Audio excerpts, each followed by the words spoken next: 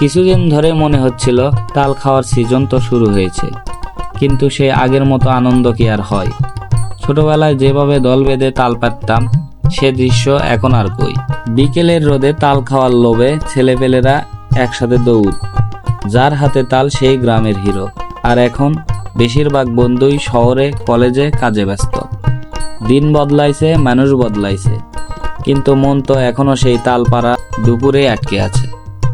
তো সামনে ঈদুল আজহা, ছোট বড় সকলেই গ্রামে চলে এসেছে, তাই ভাবলাম এই তো সুযোগ, পুরাতন দিনের সেই তালপাড়ার মজাটা আবার ফিরে আনা যাক। আজকের মিশন কি? সবাইকে আগে থেকেই জানিয়ে রাখছিলাম এই জায়গায় আসবি, তাল পাড়তে যাব। আমার একটু দেরি হলো, কারণ আমি নিতে গিয়েছিলাম তাল কাটার কাঁচি ও দা। এসে দেখি সকলে এসে হাজির। সকলে এখানে কিছুক্ষণ গল্পগুজব করার পর রওনা দিলাম তাল গাছের দিকে। তো সেখানে গিয়ে আমাদের মধ্যে একজনকে গাছে তুলে দিলাম, আমাদের ভাগনা নয়ন। সে গাছে ওঠাই পটু, সে নিমেষেই গাছে উঠে গেল। সে গাছে উঠে যাওয়ার সাথে সাথে কিছুক্ষণের মধ্যে সেই গাছের 1/3 তাল পেরে ফেলেছে।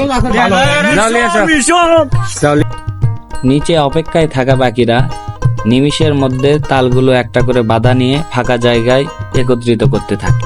সংখ্যায় অনেক কয়জন থাকার কারণে একত্রিত করতে বেশিক্ষণ সময় লাগেনি আমাদের। দেখেন তো এনাকে চিনতে পারেন কিনা, আমাদের কন্টেন্ট ক্রিয়েটর বাবু ভাই। তিনিও এসেছেন আমাদের সঙ্গে তাল খেতে, যদিও বা তিনি আমি কই না কখনো। যাই হোক, এখনকার মতো এখানেই রাখলাম। এরপর সকলে আমরা এই জায়গায় এসে বসে পড়লাম। কেউ তাল কাটছে, আবার কেউ তাল খাওয়া নিয়ে ব্যস্ত। এই তালের রসটা একদম ছোটবেলার মতোই লাগছে। আরেকজন বলে উঠলো, এরকম দিন কি আর আসবে রে? এত কষ্ট খাবি, মানুষ হবি। আসলে খুব সুস্বাদু, খেয়ে দেখতে হবে। ওদিক ধরনের ক্যামেরা খাবি।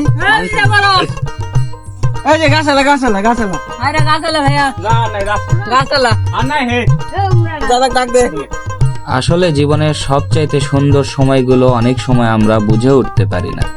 সময় চলে যায়, আমরা বড় হই, ব্যস্ত হই, কিন্তু মাঝে মাঝে এমন একদিন দরকার যেখানে শৈশবটা একটু ফিরে আসে। খাওয়ার দিনে আমরা শুধু তাল খাইনি, আমরা খুঁজে পেয়েছি আমাদের পুরাতন নিজেদের, যারা ছোটবেলার মতো হইচই করে তাল খায়, হাসে, মজা করে। তারা হারায় না, তারা কোথাও গিয়ে ঘুমিয়ে পড়ে না কেবল। এমন একদিন হয়তো রোজ আসে না, কিন্তু মনে থেকে যায় চিরকাল।